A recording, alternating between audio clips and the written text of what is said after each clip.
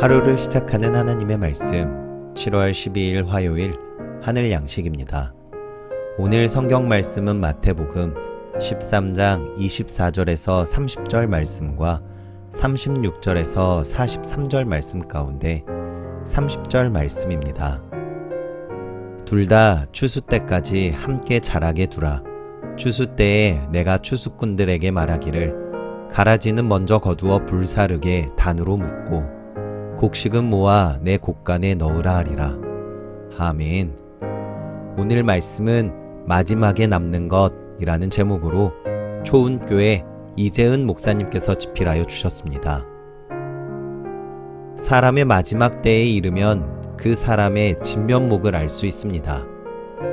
악하게 살다가 괴가천선하여 새 사람이 된 경우도 있지만 반대로 올바른 길을 걸어가던 사람이 타락해서 비참하게 생을 마감하는 경우도 있습니다.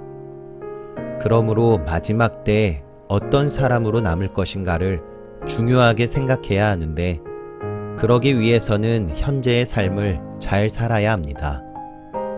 현재의 삶이 곧 미래의 삶, 마지막에 남을 우리의 인생을 결정하기 때문입니다. 오늘 본문은 천국을 비유로 가르쳐 주신 말씀입니다.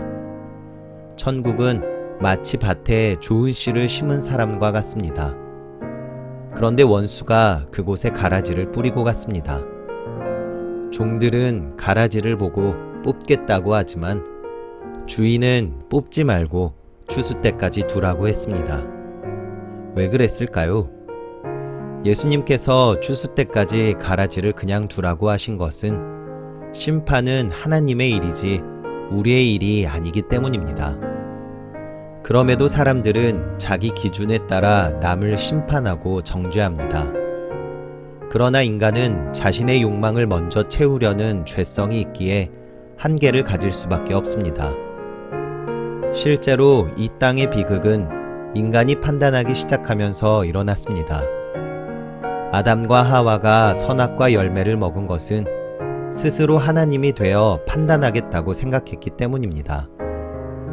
그래서 죄를 짓고도 내 잘못이 아니라 뱀의 유혹 때문이라며 뱀에게 책임을 전가합니다. 또 그 후손은 어땠습니까? 가인은 아벨의 제사만 받으신 하나님을 원망했고 아벨을 향한 질투심이 불타올라 결국 살인까지 했습니다. 참된 판단은 오직 하나님만이 하실 수 있습니다. 심판은 하나님의 일로 두고 우리는 마지막 때에 하나님께 인정받는 의인으로 남기 위해 살아야 합니다. 다른 이의 허물을 들추며 정죄하는 가라지가 아니라 알곡으로 남기 위해 최선의 삶을 살아야 합니다. 대속하신 주님을 믿고 그분이 원하고 기뻐하시는 뜻을 따라 살아야 합니다. 이것이 마지막에 알곡으로 남는 방법입니다.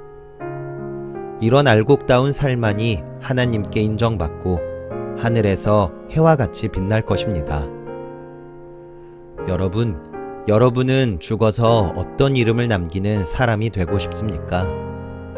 바라기는 마지막 때까지 하나님께 인정받으시는 저와 여러분들이 되시기를 간절히 소망합니다. 우리 함께 기도하겠습니다. 하나님, 다른 사람을 판단하고 정죄하는 어리석은 행동은 그만하게 하옵소서. 나의 죄인됨을 깨닫고 언제나 겸손히 주님의 거룩한 뜻을 따라 생활함으로 마지막 때 알곡으로 남게 하옵소서. 하나님 나라에서 해와 같이 빛나는 존재가 되게 하옵소서. 예수님의 이름으로 기도합니다. 아멘.